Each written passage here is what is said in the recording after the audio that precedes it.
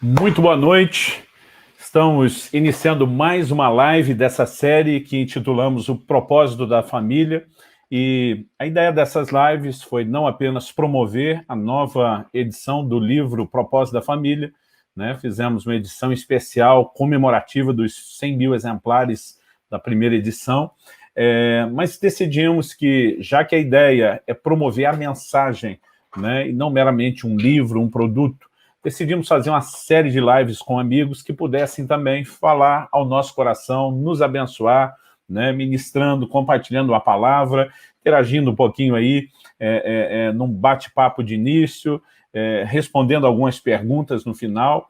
E nessa semana temos a alegria, né, de ter e receber meu amigo pastor Cláudio Duarte. Né? Pastor Cláudio Duarte é pastor do projeto Recomeçar, em Xerém, na cidade de Duque de Caxias, no Rio de Janeiro, e também é um ministro itinerante que dispensa apresentações e alguém que ama a família. Né? Conheço o Cláudio de dentro da sua casa, literalmente, tenho estado muitas vezes com eles, temos viajado juntos, ministrado juntos, né? E é gostoso ver como o Cláudio humaniza não só a vida do ministro, a família, e ao mesmo tempo é apaixonado por aquilo que Deus faz e tem para a família como projeto de Deus. Então, com muita alegria, recebo agora meu amigo Cláudio Duarte. Seja bem-vindo, meu amigo, boa noite. Boa noite, é um prazer estar contigo, irmão, é um prazer estar com todos aí, sejam todos bem-vindos, né? Eu tenho o privilégio de ter esse moço aí como amigo, como uma referência, eu fico muito... me deixou feliz agora. Grande abraço aí a todos.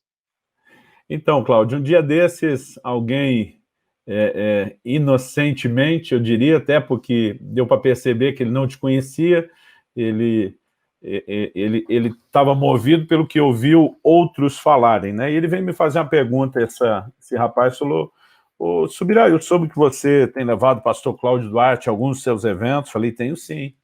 Ou o senhor faz isso porque ele é popular, né, e atrai gente para o seu evento, para ouvir você? Eu falei, não, meu querido, eu faço isso porque até eu gosto de sentar, né, e ouvir. Ele ficou me olhando com a cara assim, dizer mesmo. Ele falou, ele não brinca muito? Eu falei, não brinca muito, não.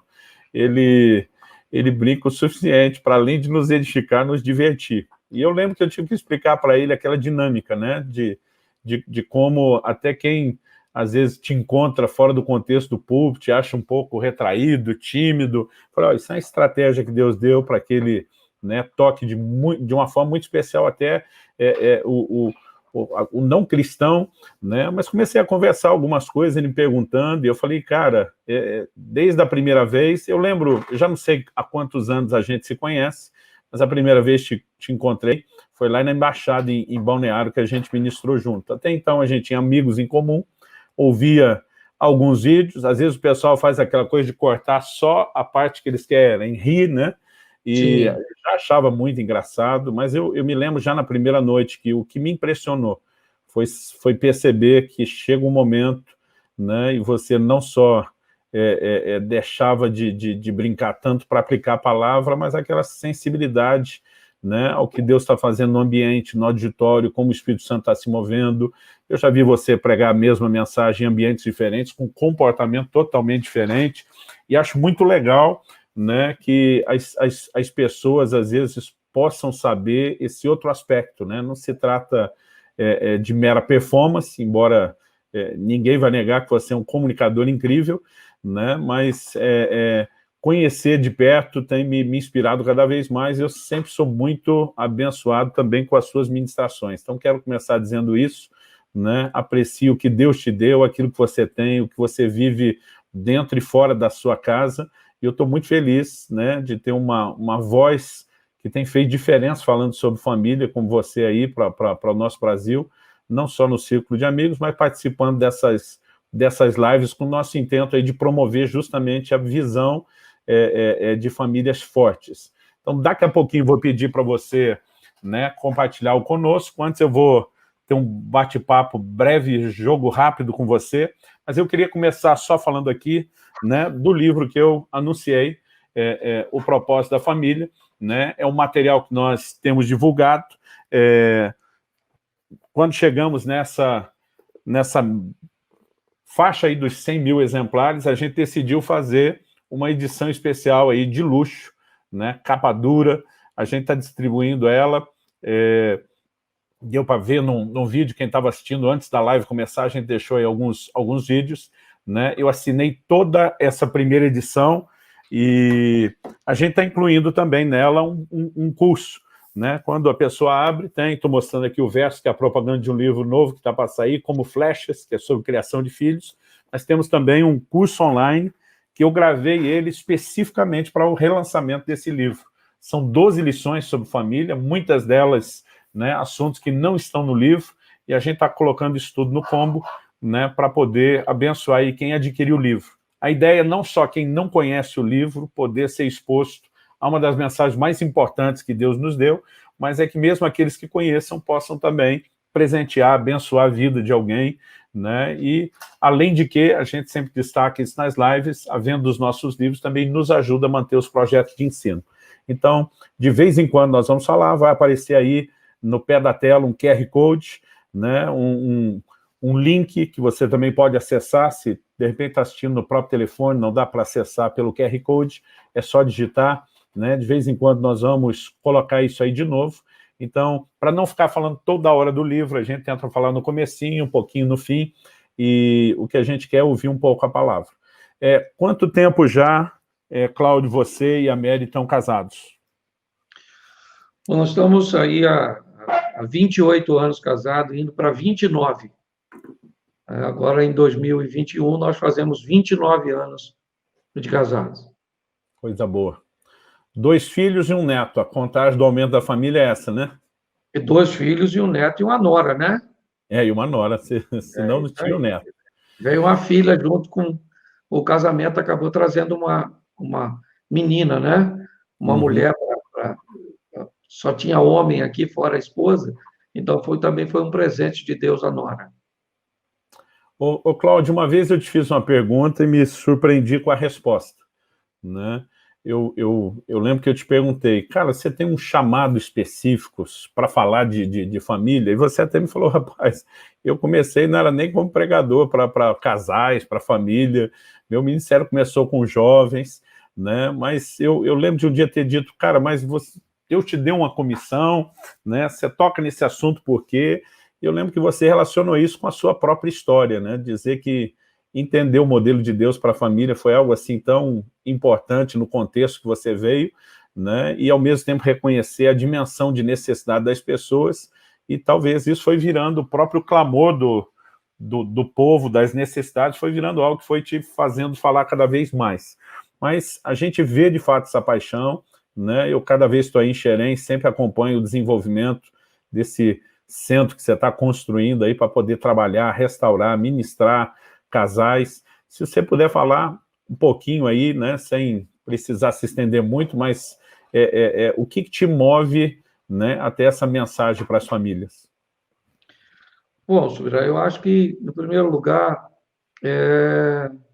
eu consigo enxergar hoje que eu acabei sendo treinado, pelo menos num ambiente onde as coisas aconteciam, ou seja, onde a prática acontecia, né? Meu pai engravidou minha mãe, ele já estava no primeiro casamento dele, minha mãe tinha 14 anos, me teve com 15, e depois meu pai acabou me tomando da minha mãe, né, porque ela era uma menina na época, e eu fui mudando de um lar para o outro, e vivi em muitas casas diferentes. Então, eu nunca convivi com meu pai, com minha mãe, que eu me lembre, eu nunca tive os dois ali de forma simultânea, né? Sei que tive por um período muito pequeno, mas eu não tenho lembrança disso. O que eu lembro é de estar mudando de um lar para o outro. E por muitas vezes que eu chegava na casa de um amigo e via, né? Eu chamava ele para sair, eu via a mãe criando resistência, pô, só sai depois que jantar. Ele dizia, mãe, passa uma camisa para mim que eu vou tomar banho, coisas desse tipo, e que eu nunca pude provar disso, certo? Porque eu tinha que praticamente passar a minha roupa, arrumar a minha comida, e foi muito doloroso esse processo de ver esse ambiente onde eu não tinha ninguém como a responsabilidade mesmo materna de me dar essas coisas, né? Nunca me faltou comida, nunca me faltou nada, mas essas coisas que mãe, né, somente a mãe é que faz, eu não pude provar disso. Então, eu sofri um pouco com isso. E eu só fui entender por que eu passei por tantos lugares, né? Em primeiro lugar, eu passei porque não tinha um comportamento padrão, eu era um menino bem bagunceiro mesmo, e aí as pessoas acabavam me mandando embora, certo? Mas por trás, ou por detrás de tudo isso, eu via Deus me levando para ambientes onde eu comecei a ser um bom observador do contexto familiar. Então, aquilo, eu acho que o que parecia ser um fracasso na minha infância e adolescência, e até um pouco da minha juventude, acabou me arremessando, certo? Para o meu sucesso, hoje posso dizer, no meu casamento, na minha família, no meu ministério. Então, eu estava sendo preparado num ambiente onde eu não conhecia.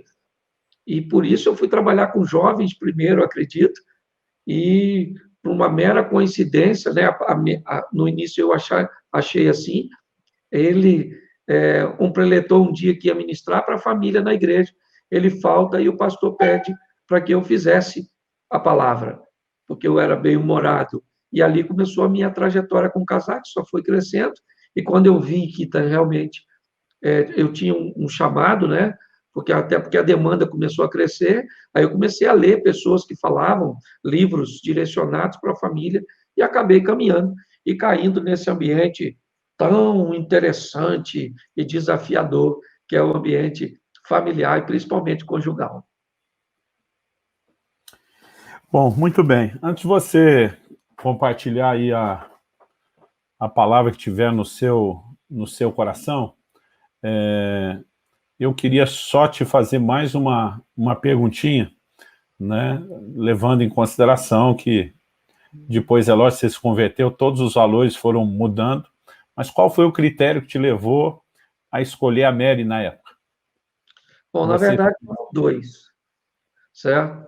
Um deles é que ela não tinha mãe, porque eu tinha planejado não ter sogra, entendeu? E o segundo é que ela não... Cada vez que você fala disso, eu lembro da impressão na primeira vez que você estava de brincadeira e não falando sério. Então, vou deixar você falar para quem está achando a mesma coisa, que isso era verdade. É Não, verdade. o que acontece é o seguinte, como eu disse, eu fui treinado em ambientes diferentes e eu tinha sempre muita resistência, certo? E duas coisas me incomodavam muito. Eu acho que assoviar me incomodava mais do que ter mãe.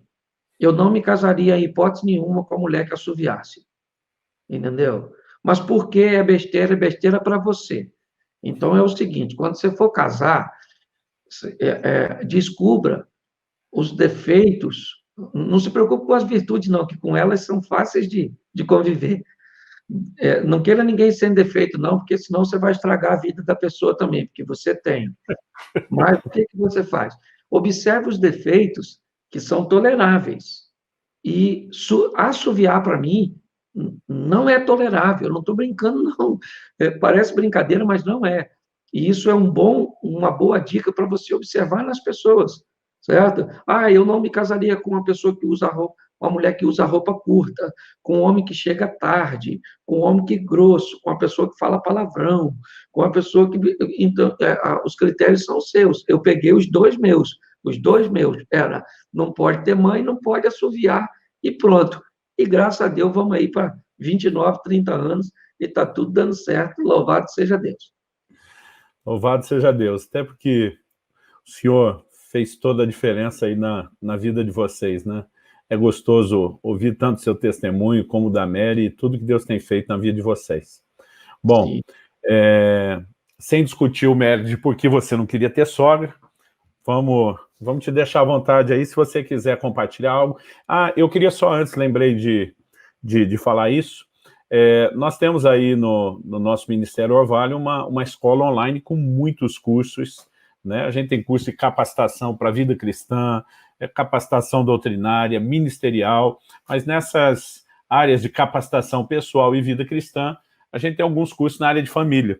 Um deles eu gravei com a minha esposa, a Kelly, sobre casamento, e um outro, né, eu gravei com o Cláudio, né, e o título, inclusive, foi sugestão do Cláudio mesmo, Os Opostos se Atraem. Aliás, essa é uma frase que você repete bastante falando de casais, né, que se atrai é fato. A pergunta é quanto tempo eles aguentam ficar juntos. Então, Exatamente.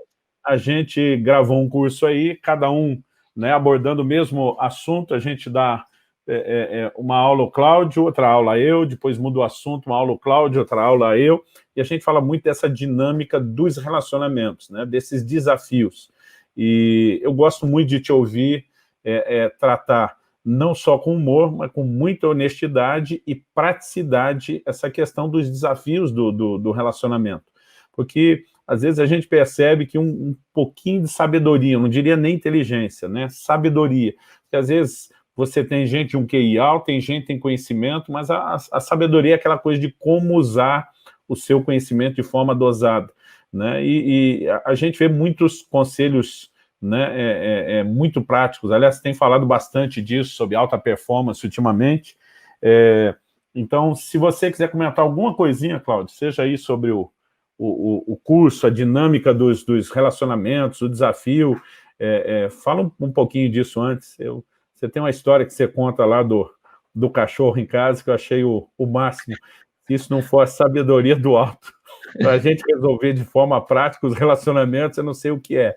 Então, queria só te pedir que você falasse um pouquinho, depois você já pode emendar e ministrar a palavra, o testemunho que tiver no seu coração, que você possa transbordar aí para abençoar essa nossa audiência. Bom, gente, na verdade, a ideia do curso, ela surgiu, ele ainda não foi lançado, né? Já está praticamente pronto, mas nós definimos falar sobre alta performance, porque o propósito era falar de resultados, né? Performance a nível de resultados. E a proposta é casais em alta performance, onde os detalhes fazem a diferença. Eu acabei observando que pessoas esperavam grandes mudanças e que, às vezes, pequenas coisas, pequenos gestos aplicados de forma cotidiana, mudanças de hábitos, que ainda aparentemente pequenas, poderia fazer uma grande diferença num todo, né? Nós abordamos desde o entendimento de que ser feliz e ter paz de forma simultânea era um grande desafio, e que o maior desafio de tudo isso seria descobrir que poderia haver dias onde todos os dois gostariam de ter razão, e o dia que o casal acorda querendo ter razão, os dois, de forma simultânea, é um ambiente muito propício para desastres. Quando os dois estão bem, querem ser felizes, é fácil, e quando um quer ser feliz e o outro quer ter razão, também é fácil, mas quando os dois querem ter razão, certo? É melhor os anjos entrarem em cena, porque esse negócio vai ser um grande desafio. Nós caminhamos por uma linha mostrando uma sigla chamada MPV, Mínimo Possível Viável, certo? Porque tem pessoas esperando o extraordinário, que o extraordinário aconteça. Eu quero levar a esposa para Paris, e às vezes ainda não dá para fazer isso. Enquanto não dá para fazer o extraordinário, descubra o mínimo possível viável, certo? Que talvez a realização de uma pequena, algo tão pequenino, pode fazer grande diferença. Então, o propósito do curso, na verdade, é falar de pequenas mudanças, porque quando nós levamos as mudanças para uma esfera assim muito grande, a primeira coisa que as pessoas acham é: eu não sou capaz de fazer. Então, às vezes, o respirar fundo, sabe aquela coisa do José descobriu que Maria está grávida e ponderando ele nessas coisas. Enquanto ele dá uma ponderada, uma esperada, uma respirada fundo, tenta dormir diante aquilo tudo, dá tempo do anjo chegar. Tem gente que é tão tempestiva que quando o anjo chega, a pessoa já falou. Então, nós começamos a impulsionar as pessoas a lidar com essas pequenas coisas. O curso trata muito disso, sabe? Alta performance é como na Fórmula 1, uma mudança de alguns graus no aerofólio, uma pressão um pouco maior ou menor nos pneus.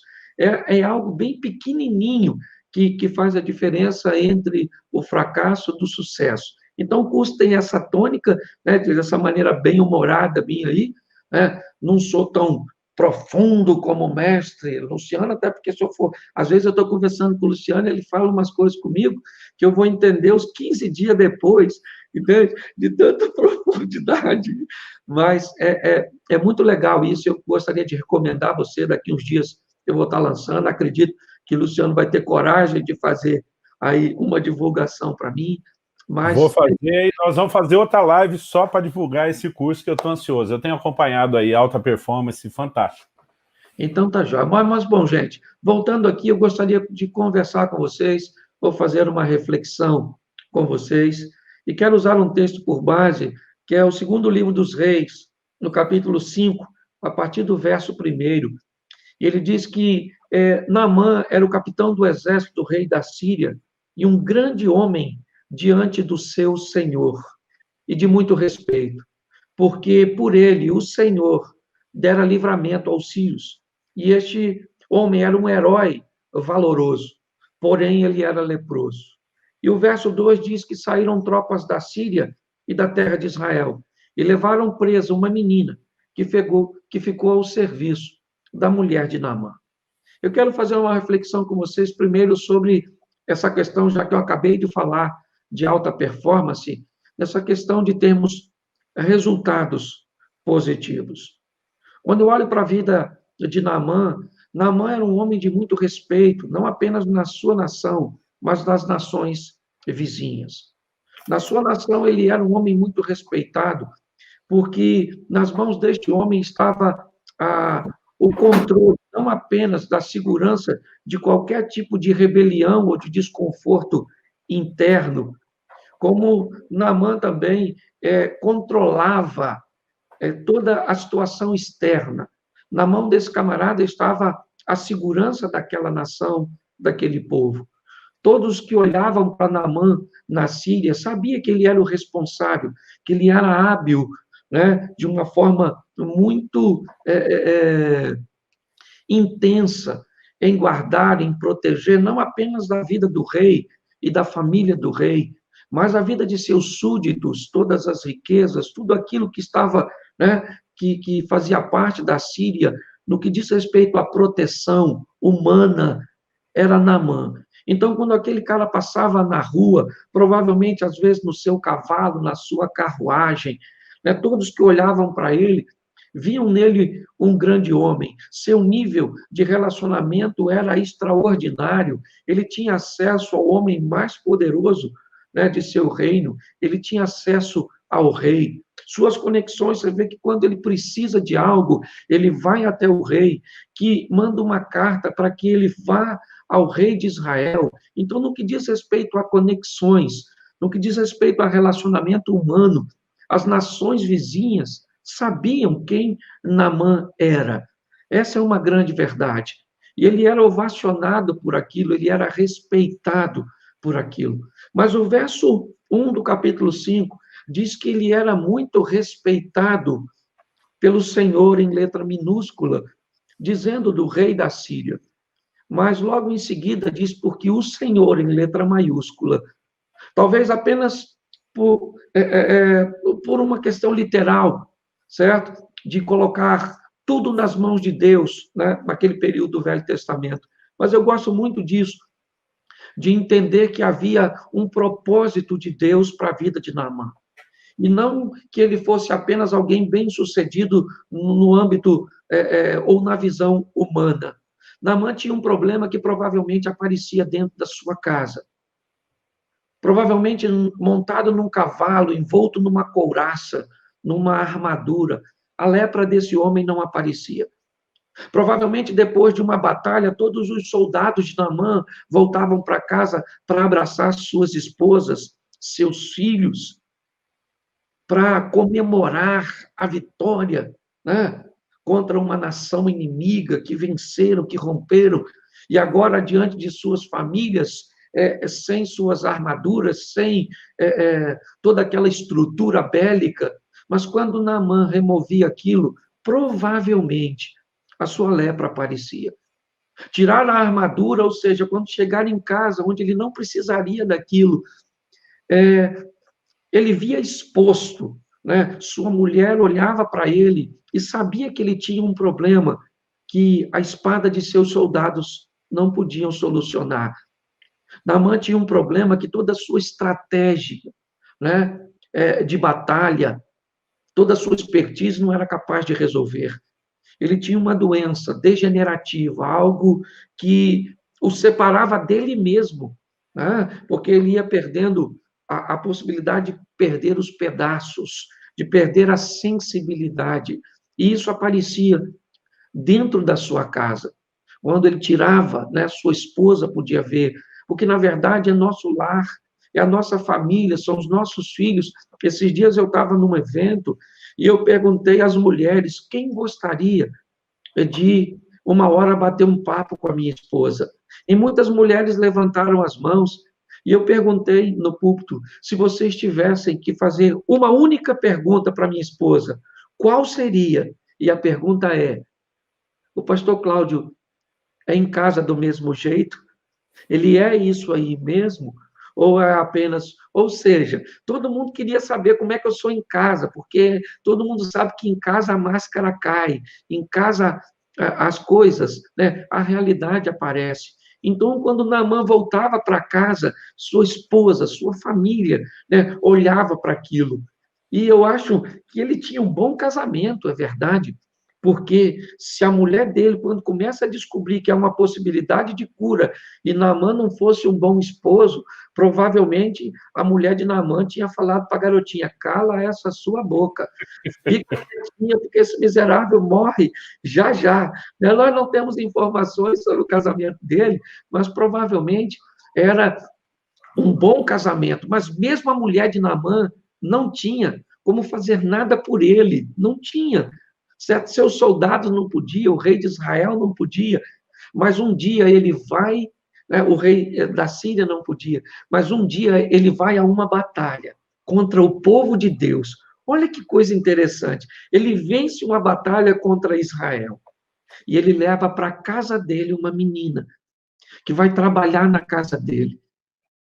E aquela menina que entra na casa de Naamã conhece alguém que Naamã não conhece.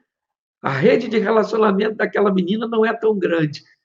Provavelmente ela nunca conversou com o rei de Israel. Ela nunca conversou com o rei da Síria.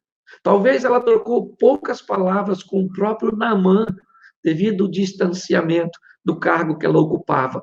Mas aquela menina conhecia alguém que podia mudar a vida de Naamã, certo? Eu não sei como é que está a situação da sua família. Eu não sei se o que você tem para resolver, você é capaz de resolver. Se você é capaz de resolver com seus relacionamentos, com seu conhecimento, com o seu dinheiro, com o seu network, faça.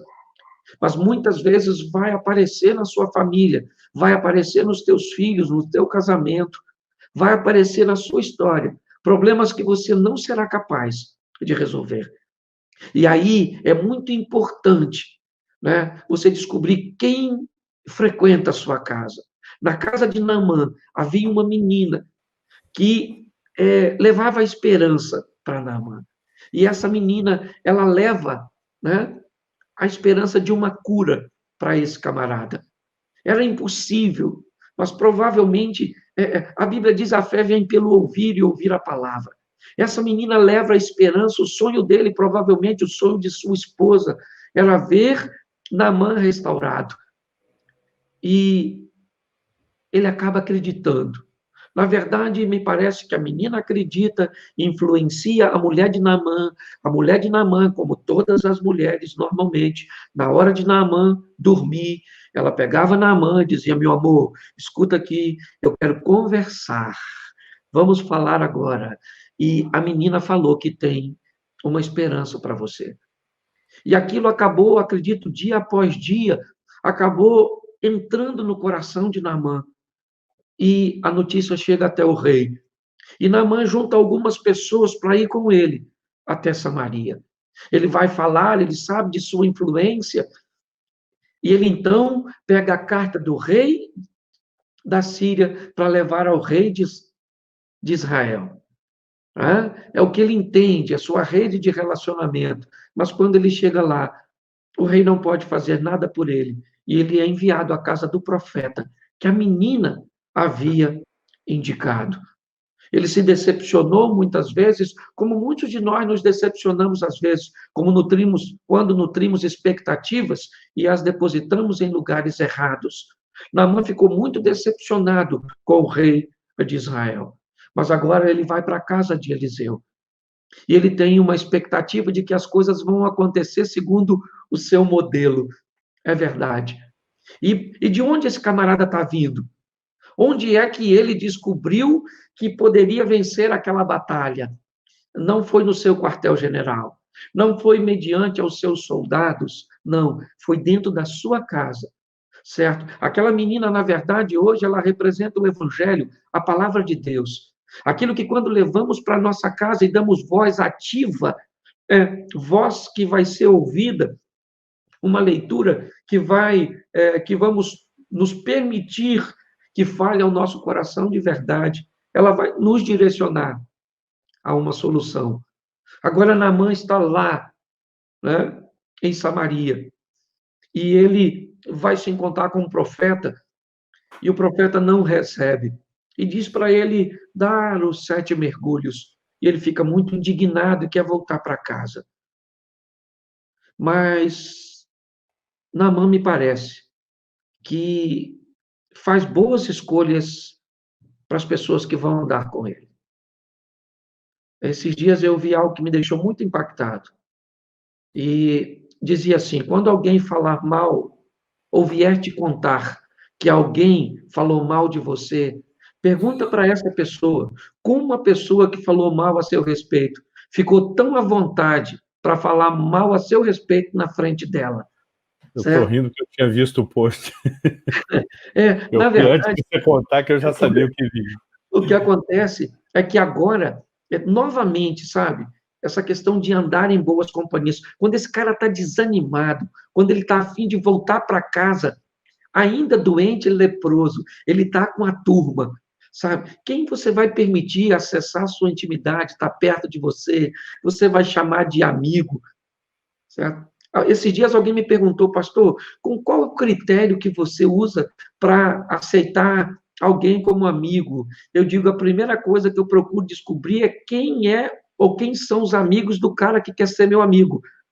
Eu já consigo definir um pouquinho quem o cara é segundo seus relacionamentos. E mesmo passando no crivo dos meus amigos, tem algumas coisas que ainda tem que passar no meu. Não é porque é amigo do outro que é meu amigo. Então, eu acho isso muito interessante, essa visão desse camarada, sabe? De andar com essa turminha que diz para ele, porque ele era o superior. Mas os caras falaram, vamos lá, meu irmão, mergulha lá, esse negócio vai dar certo. Se o profeta tivesse mandado você fazer algo mais difícil, e ele vai lá e dá aqueles mergulhos e fica curado. Todos nós sabemos. Mas por que esse cara chegou ali? De onde ele veio para chegar onde está? Ele veio da sua casa. Porque a vitória desse camarada, na verdade, a verdadeira vitória dele, não veio da espada de seu soldado, certo? Veio da voz da sua esposa, da sua casa e da sua família, certo? É por isso que ele está lá agora, e não apenas para receber cura. Não, não, porque ele volta com um pouco de terra, com o propósito de construir um local que ele mesmo diz que agora vai adorar o Deus que ele conheceu até, né? Ou naquele lugar. Eu queria deixar essa mensagem e uma reflexão, né? Para mim e para você. Aquilo que nós podemos resolver com nossas mãos, vamos resolver, mas tem coisas que as mãos não resolvem. Tem coisas que somente o joelho, somente a oração, somente a palavra de Deus, os bons relacionamentos, entendendo, né? Aliás, uma das coisas que o livro O Propósito da Família, aqui ele menciona muito, é essa direção e a importância, a verdadeira importância da família, da estrutura familiar, o que Deus pensa a respeito da família, o que nós podemos aprender, né? Uma parte apenas ou diretamente direcionada para os casais. Então, eu quero deixar para você essa palavra, cuidado, porque Naamã era um homem muito bem sucedido fora de casa, certo? Mas tem coisas, e eu aprendo que o verdadeiro sentido vem da nossa casa, da nossa esposa, dos nossos filhos. Eu não estou falando de perfeição, não, viu? Eu estou falando de gente real. Tem dia que eu sei que o negócio é difícil, mas a maioria dos dias são legais. E é isso que é bom. Então, que Deus abençoe a sua casa e a sua família, certo? Aprenda a selecionar as pessoas que vão estar perto de você e deixe o evangelho, ou seja, né, o que essa menina representa, a palavra de Deus, dizer para você que não é tarde e que ainda que disseram para você que o seu relacionamento faliu, que a sua casa ruiu, acredite que Deus está no controle de tudo. Que Deus abençoe a sua casa, que Deus abençoe a sua família, certo? Graça e paz a todos. Amém. Cláudio, eu vou te pedir algo mais. Você poderia orar com esse pessoal que está nos acompanhando, orar pelas casas, orar pelas famílias. Eu não faço isso sempre, eu não faço isso toda live, mas eu realmente sinto Deus querendo fazer algo. Eu creio que nós vamos ter intervenção de Deus na vida de pessoas. Quero te agradecer a palavra e já pedindo embalo aí para você orar conosco. Vamos abençoar esse povo, abençoar essas famílias, né, para que eles possam viver de fato esse melhor de Deus. Todo mundo está crescendo, aprendendo, né, e recebemos um pouquinho mais de instrução. Que Deus nos dê essa graça para nos mover em cima dela. Amém. Bom, para você que está aí em casa, se você puder, nesse momento, né, aproxime-se do seu esposo, da sua esposa, dos seus filhos, se você tiver condições disso, ou talvez você seja o único representante agora, onde você está da sua casa, também não tem problema nenhum. Vamos orar ao Senhor. Senhor, nosso Deus e Pai, em nome de Jesus, eu quero te agradecer por cada lar que nos recebe, ou que irá nos receber, ó Pai, posterior a esse momento. Que a tua bênção, ó Pai, possa estar agindo, movendo, que o Senhor venha abençoar os casamentos, que os teus filhos sejam casados para sempre, que não haja rota de fuga, saída de emergência, mas que a tua boa mão poderosa esteja agindo e dando maturidade aos teus filhos de equacionarem os problemas, ó Pai. Que aquilo que os une sempre seja mais forte do que toda a força empregada para separá-los. Em nome de Jesus, que esses casais sejam amigos, que eles sejam parceiros, que eles sejam cúmplices, que eles sejam amantes, em nome de Jesus. Quero te entregar também os filhos, ó Pai, toma os nossos filhos, eles são herança do Senhor. Nós não criamos filhos para se perderem, ó Pai, nós não podemos estar com eles em todos os momentos, mas o Senhor pode. E em nome de Jesus, que o teu Espírito seja por companheiro, que aquilo que ensinamos, ó Pai, e que os nossos filhos foram capazes de aprender ao nosso lado, que eles jamais se esqueçam, ó Pai, em nome de Jesus. Toma, ó Pai, toda a família em tuas mãos, e que os lares sejam lares de paz, que o teu Espírito Santo e os teus anjos estejam presentes. Nós repreendemos tudo aquilo que não provém de ti.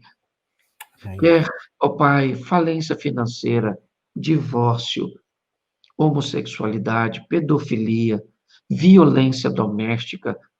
Toma tudo em tuas mãos, ó Deus. Queremos lares sarados, lares curados, lares cheios do teu Espírito Santo. Em nome de Jesus, ó Pai, nós abençoamos todos os lares e famílias, em nome de Jesus. Amém, Senhor. Amém. Amém.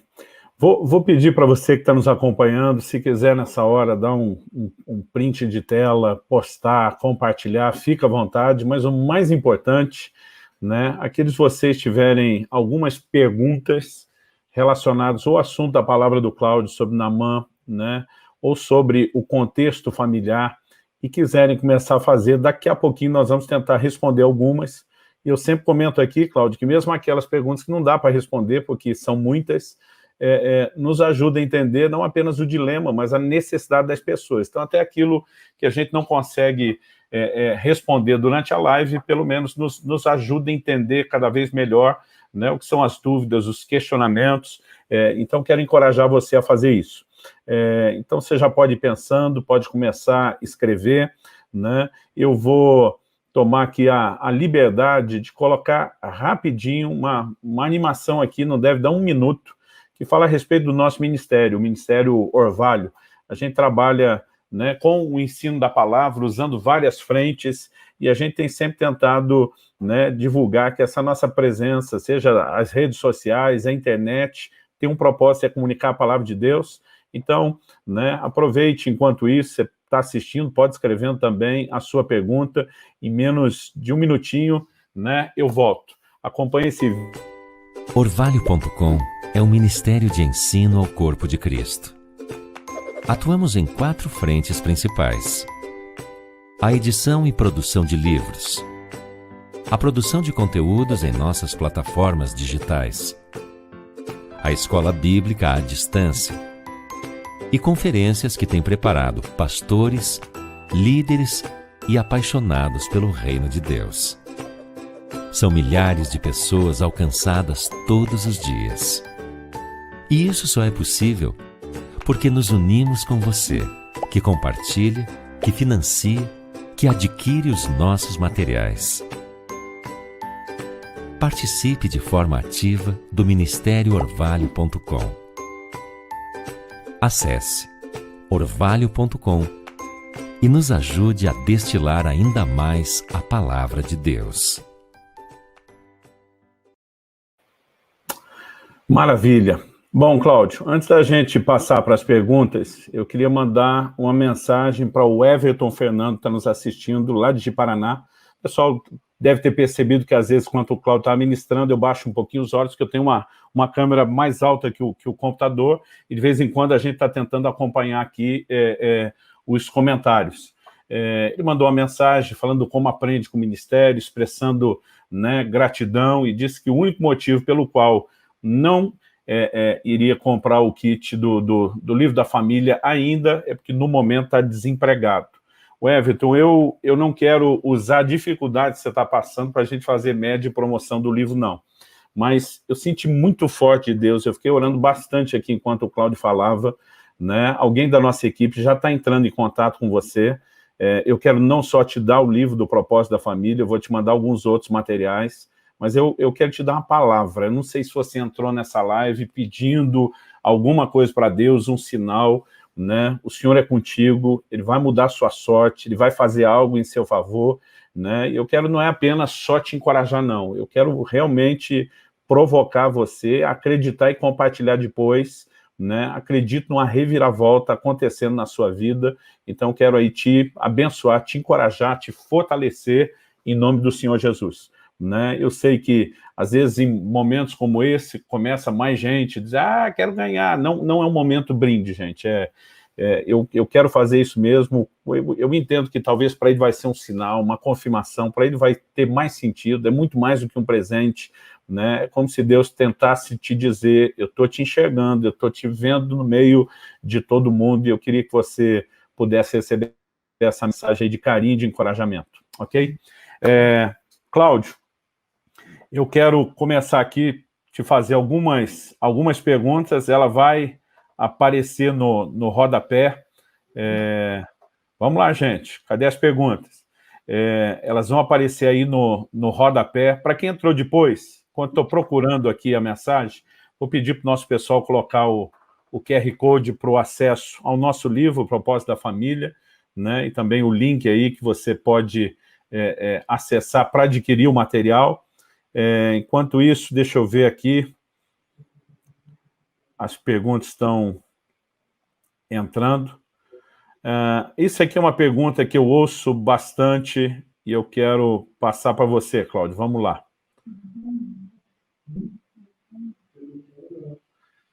A restauração no casamento, né? Mesmo que um não queira, fala um pouquinho disso. Eu vou seguir de vez em quando de olho baixo enquanto te ouço, procurando aqui as perguntas. Esse é um assunto que eu já ouvi muita gente me perguntar. Queria que você falasse um pouquinho disso, Cláudio. Bom, eu vejo muito isso, né? Normalmente, uma das pessoas acaba não querendo mais, certo? Porque houve uma desconstrução de credibilidade. Normalmente, essa pessoa que hoje diz que não quer, já quis e talvez até queira naquele momento, mas já tentou tantas vezes sem sucesso, certo? Que ela não acredita que isso é mais possível. Eu acredito que todo relacionamento ele tem condições de ser restaurado, sim. Eu acredito que Deus pode fazê-lo. Entendo que realmente ele depende também, não que tem uma passagem que eu gosto muito, só para você entender isso, essa resposta, que tem um texto bíblico que ele diz que Jesus vai a Nazaré, mas que em Nazaré ele não pode fazer muitos milagres. Só faz alguns pouquinhos. E eu descobri que Nazaré me parece que tinha algum poder sobre Jesus, devia ser, porque em Nazaré, quando Jesus chegava em Nazaré, o poder dele ficava neutralizado. Na verdade, não, é porque havia uma incredulidade, havia um comportamento naquelas pessoas, certo? Que criava um bloqueio. Então, existem pessoas que criam esse bloqueio para que o poder de Deus se manifeste. E, normalmente, nesse caso de um não querer mais, provavelmente é porque não acredita que o outro vai mudar e que as coisas vão acontecer, certo? Mas eu acredito, vou sempre acreditar, e a Bíblia, certo, me expõe e sustenta isso que eu estou dizendo. Então, acredito sim, só acho que você precisa, às vezes, procurar a ajuda correta, certo? Quer seja com você ou quer seja com seu cônjuge que está com esse posicionamento, sim. Mas eu diria que... Diga, Desculpa, até porque a resistência, né, de alguém pode ser momentânea e não significa que necessariamente será eterna. Né? Então, naquele momento é difícil empurrar a goela abaixo, mas uma atitude correta, oração, tudo isso pode ajudar essa pessoa a mudar. Exatamente. Outra pergunta aqui, eu acabei não mencionando o nome antes, perdão, foi a Dalis Delis Santos que fez a pergunta, tá ali, aparece o nome dela. Outra pergunta foi mandada pelo Rafael Moslaves: como incentivar nossos filhos a buscar a presença de Deus? Né? Você, como eu, aí tem o privilégio de ter filhos servindo, né, ao Senhor, e não sei exatamente como foi a sua experiência, a sua condução na vida deles, mas fala um pouquinho disso para a gente, Cláudio. Bom, eu acho que isso que é interessante. Eu estava vendo, eu estou aqui, né, olhando para a tela, em cima da tela está dizendo assim, o propósito da família. Né? É aqui o título que está aqui. E olhando para isso, eu acabei, né, vindo uma resposta no meu coração. Qual é o propósito da família? O propósito da família é preparar a gente como Luciano e eu. Pessoas de famílias tão diferentes, né, que a gente já conversou sobre isso até em lugares ministrando, vivemos realidades totalmente diferentes, certo? Temos os filhos engajados na obra, mas de forma que foram treinados tão diferentes, ok? Luciano treinou de uma forma e eu treinei de outra. Hoje, meus filhos, graças a Deus, estão comprometidos, certo? E têm a liberdade de tomar essas decisões, estão fazendo o que estão fazendo porque querem fazer. Então, eu acho que na medida do mais sério, para não ficar utilizando aqueles conselhos que a gente já sabe, o menino tem que ler a Bíblia, o menino tem que orar, o menino tem que fazer isso, o menino tem que fazer aquilo, eu acho que o filho tem que ver, certo? Que os pais deles amam a Deus de todo o coração.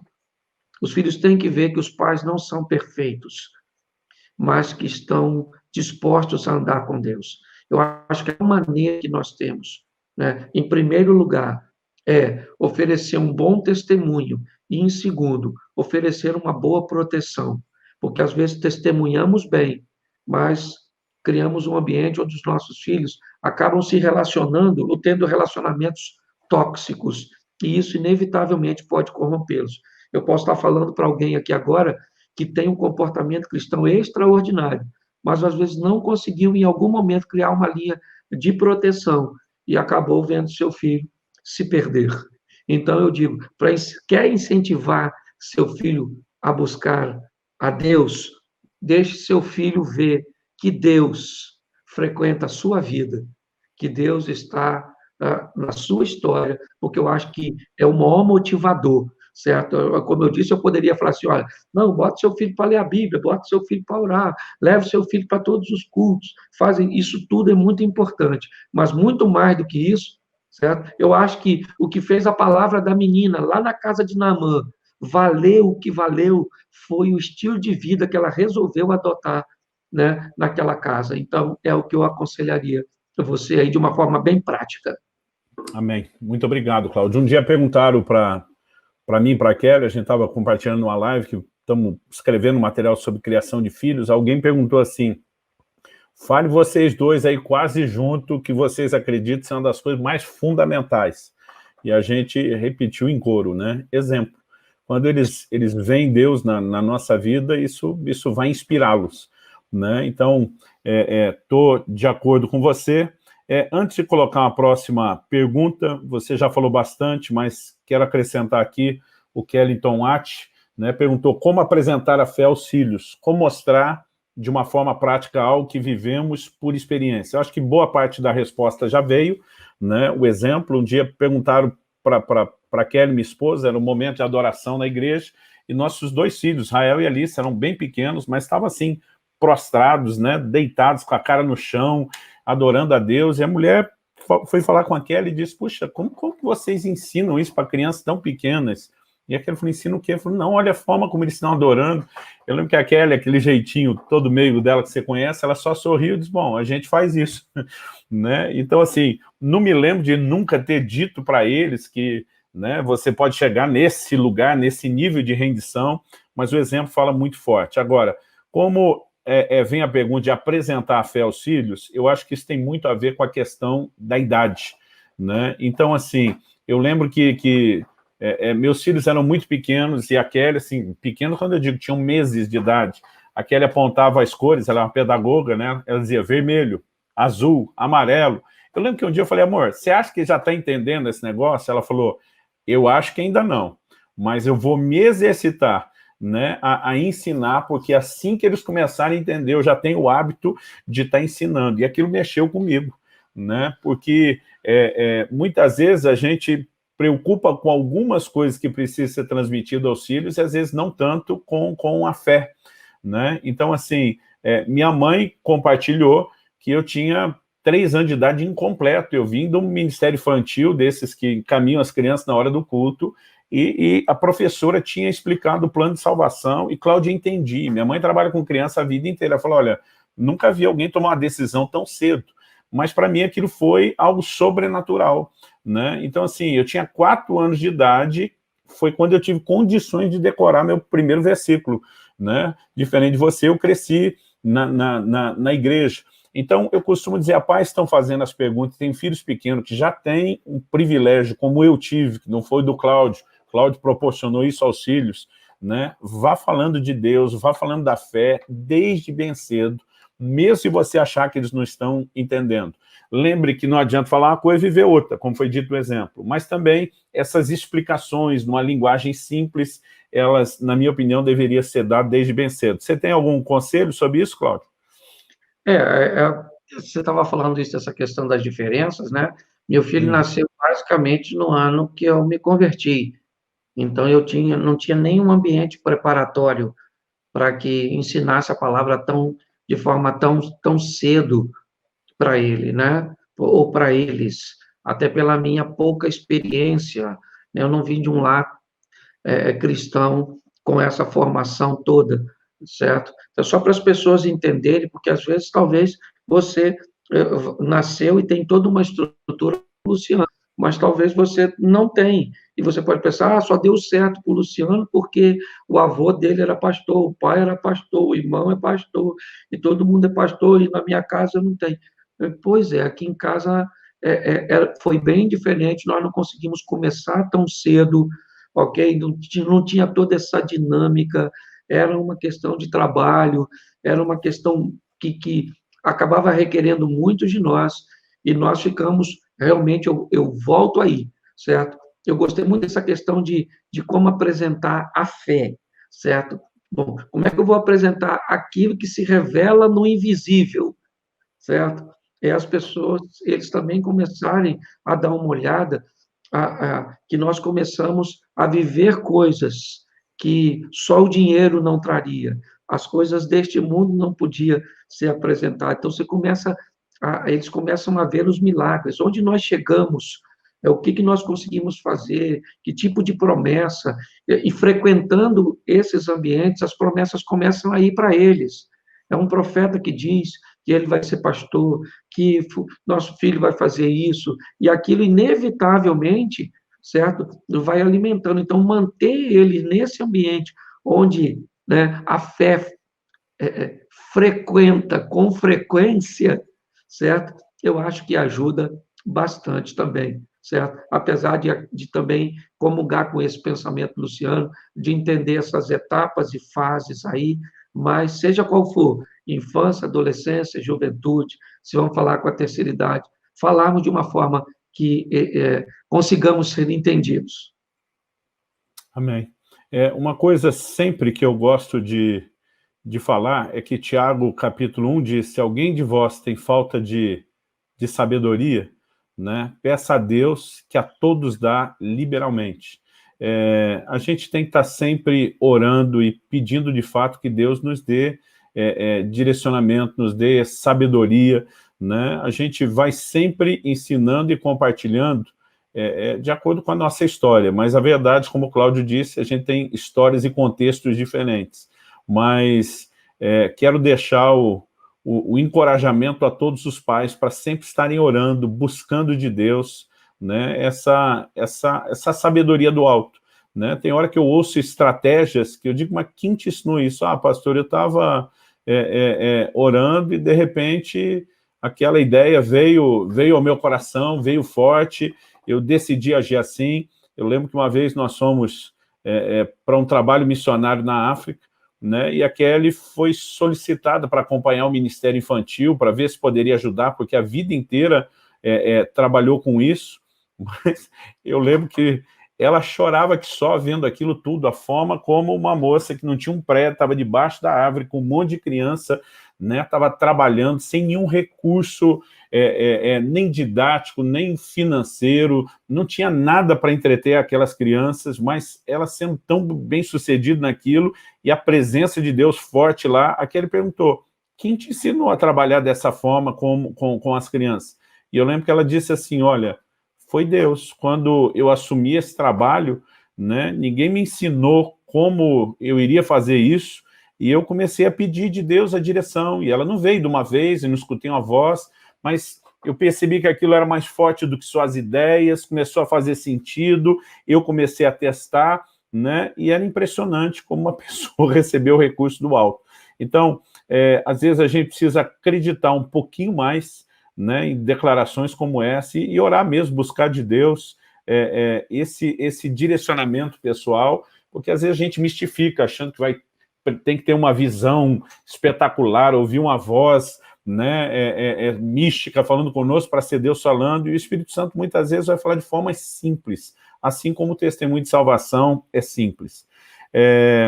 Eu li bastante comentários aqui, Cláudio, é gostoso, de gente que, né, agradecendo aquilo que tem recebido, isso também. A gente não tem tempo para colocar muita coisa, mas eu vi uma pergunta aqui que eu não estou conseguindo agora achar no meio das outras. Eu queria só, Cláudio, talvez que a gente pudesse encerrar com essa. É um assunto que eu também ouço bastante, né? Alguém estava perguntando se tem uma mulher certa para cada homem casar ou vice-versa. Eu não estou achando a pergunta para destacar aqui quem fez, né? Mas, ao mesmo tempo que eu gosto de brincar e dizer, olha, certa, bem certa, assim, tipo, um predestinado para o outro, eu particularmente acredito que não. Se fosse esse o plano de Deus, já deveria colocar no nome na testa, né, para facilitar. A Bíblia vai usar expressões, né, como lá em 1 Coríntios 7:39, que diz: a mulher viúva está livre para casar com quem quiser. Só que o texto aparece lá dizendo, contanto que seja no Senhor. Então, eu costumo dizer, olha, Deus disse, você pode escolher, mas da parte dele, ele está dizendo assim, achei aqui, ou me ajudaram a achar, perdão, de novo. O Matheus Silva que perguntou, né? Eu creio que Deus, ao mesmo tempo que ele nos dá a liberdade de escolher, e esses dias eu ouvi alguém fazer um comentário, não lembro quem, eu estava numa conversa, né, e falei, olha, Deus dá essa liberdade de escolha, a pessoa falou, até porque quando ele escolheu a do primeiro, o primeiro queixou ele, a mulher que tu me deste, né, lá em Adão, parece que ele decidiu depois da queda, quer saber, não escolho para mais ninguém, agora escolhe vocês, mas brincadeiras à parte, Deus nos dá liberdade de escolha, mas ele diz, olha, algumas coisas devem ser consideradas. Primeiro, né, ele diz, a mulher viúva está livre para casar com quem quiser, contanto que seja no Senhor. Então ele diz, há uma restrição sobre a questão da fé. Meus pais procuraram dar algumas dicas que me ajudaram. Você falou aí, poxa, tem defeitos, são intoleráveis, né? Por que vai entrar num relacionamento pro resto da vida se você não consegue tolerar, né? Então, eu acho que há algumas coisas só que a gente precisa entender dentro desse universo da escolha, que se por um lado a gente tem liberdade de escolher, por outro tem a responsabilidade de arcar com a escolha. O que você tem a dizer, Cláudio, aí sobre a questão de ter alguém escolhido ou não? Bom, eu acho o seguinte, não existe a pessoa certa, mas a certa é aquela que você se casa. Porque, preste atenção, se alguém falasse assim, com você que está nos ouvindo, aí nos assistindo, olha, vai dar um pulinho lá no armário, porque você está com dor de cabeça e tem um remédio para dor de cabeça. Mas toma cuidado, porque lá no armário também tem um veneno. Então, preste atenção direitinho, porque a embalagem do veneno é bem parecida com a do remédio. Tá certo? Ou, provavelmente você talvez até traria a pessoa que fosse capaz de identificar os dois com mais clareza. Mas se a pessoa não pudesse ir, você ia olhar direitinho. Né? Então, meus exemplos são meio maluquinhos, né? Mas eu acho o seguinte, você não pode casar com a pessoa errada, filho, porque a proposta do casamento é vitalícia. É trocar o remédio pelo veneno. Então, você quer achar a pessoa que pode ser a certa, faça uma pesquisa de campo, entende? Vai conversar com aquelas senhoras idosas, a avó dela, sabe? Porque esse pessoal idoso, às vezes, tem mais facilidade para falar dos defeitos, sabe? Deixa escapar aquelas informações, sabe? Que os mais novos vão esconder, que é para ela casar, certo? Ou para ele casar. Vá conversar com o ex-namorado dela e pergunta por que o negócio acabou. Então, eu acho o seguinte, o assunto é sério demais, ok? As pessoas me perguntam, pastor, por que tem tanto divórcio? Eu digo, a pergunta não é essa. A minha pergunta não é o motivo pelo qual as pessoas se divorciam, e sim qual é a motivação que as fizeram se casar. Eu acho que essa é a grande fragilidade. Então, a gente brinca com as coisas que, na verdade, é o que o Luciano estava falando. Eu, agora, falando aqui de uma forma mais prática, quer casar com alguém? Vê se essa pessoa professa a mesma fé, isso ajuda bastante. Vê o que essa pessoa pensa sobre o futuro, ajuda bastante. Veja se seus hormônios gostam da pessoa, porque sexo é um negócio legal para você fazer lá uma vez ou outra no casamento, entendeu? Então, os meus hormônios não gostam da pessoa. E seus hormônios têm que gostar muito, porque quase todos os hormônios morrem no casamento, entendeu? Sobra pouca coisa para depois. Então, você tem que ter muito desejo. Hoje, as pessoas não observam coisas tão simples, sabe? Vão se casar com pessoas onde o desnível de idade, às vezes, é muito grande. Mas, pastor, o senhor acha que idade tem a ver para amor? Eu não acho, não. Eu só acho que se você casar com uma pessoa com 20 anos de diferença, quando você tiver 40 e quiser fazer uma viagem, o outro tem 60, está querendo ficar deitado, assistindo, certo? Não quer, quer descanso. Então, eu só acho que é o seguinte, querido, você, no casamento, se a pessoa era errada, certo? Ou você casou com a pessoa errada porque ela é louco, né? Ou você tem que entender que depois que você casou, ela não é mais a errada. Agora ela ficou certa. Ficou certa ou ficou certa. Ah, pastor, mas a gente divorcia, está cheio de gente divorciada, nós nem vamos falar disso hoje. Mas só vou deixar uma coisa para você aqui. Esse dia eu fui falar com a pessoa divorciada e ele me disse assim, pastor, Deus sabe por que eu divorciei e que eu estou certo. E eu disse para ele, se Deus é seu advogado, não sou eu que vou ser o promotor. Então, quando chegar lá no final, Deus vai depor a seu favor? Então, beleza, irmão. Agora, se não for, você vai acabar tendo problemas sérios. Então, gente, casamento é sério demais. Sério demais. E eu tenho descoberto uma coisa aqui. Tem gente que vem nesse mundo para viver carreira solo. Isso, não vai casar, vai viver uma vida tranquilona, certo? Mas sem o parceiro. Agora, depois que você casa, você transformou a pessoa em certa. Ou para fazer ela ficar certa, ou para fazer ela ficar certa. É isso aí. A gente costumava dizer aos filhos, olha, enquanto você está procurando, né, com quem vai casar, tem que abrir bem os seus olhos. E depois de casar, tem que fechar bem, né? A escolha está feita e é fazer funcionar. Bom, Cláudio, a vontade é ficar aqui no bate-papo a noite toda, né? Se você quiser proferir as últimas palavras, fala assim, parece que a pessoa está morrendo, né? Deus o livre. Se você quiser fazer seus últimos comentários antes da gente terminar a live, falar alguma coisa a mais ou algum assunto, mesmo que não for uma pergunta específica, fica à vontade. Bom, eu quero agradecer a oportunidade. Eu sempre tenho falado que você abriu falando disso e me deixa fechar falando disso. Eu enfrentei muita dificuldade no começo da minha caminhada por causa realmente das minhas brincadeiras, e no começo eu acho que era muita inexperiência, por muitas vezes eu passei os limites realmente, do sagrado para o profano, às vezes me atrapalhando um pouco por falta de habilidade. Mas as pessoas isolaram minhas mensagens só em histórias engraçadas, e eu acabei perdendo muita credibilidade para muita gente. E uma das maneiras que Deus usou foi trazer pessoas, né, já consolidadas e com a credibilidade estabelecida para perto do meu ministério, e dentre elas, a você.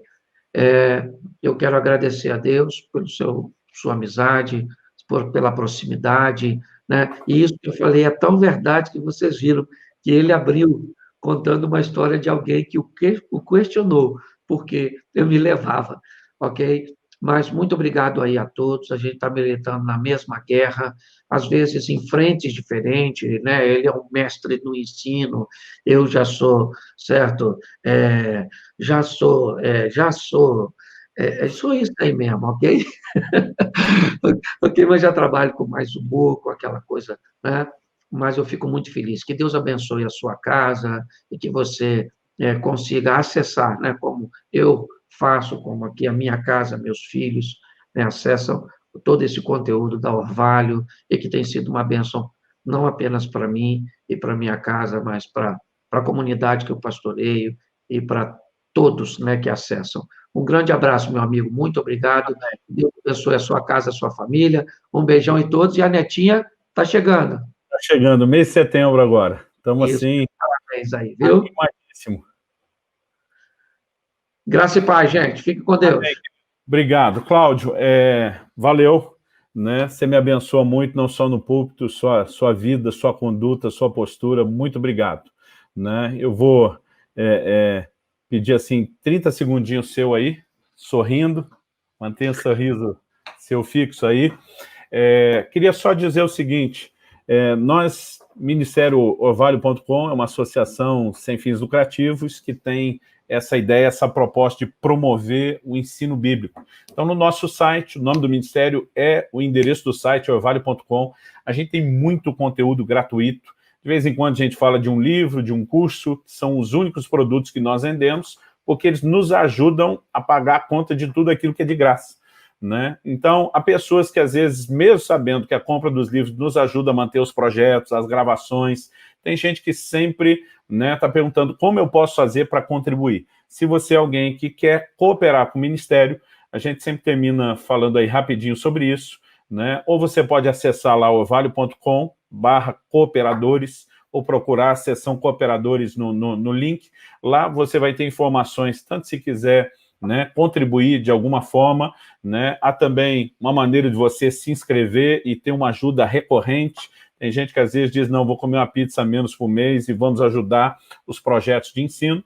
E se alguém quiser fazer uma única contribuição para a associação, que é o Ministério Orvalho, também tem o QR Code aí, o PicPay, que pode usar, né? Muito obrigado, gente, pelo carinho. Nós vamos terminar. Eu não sei se a gente consegue colocar aquela animação de novo do Ministério. Nós vamos terminar com uma última animação de 1 minutinho aí. Muito obrigado pelo tempo de cada um de vocês, pelo carinho. Cláudio, obrigado. Beijão para a Mary, para os meninos, para essa família linda, tá bom? Valeu.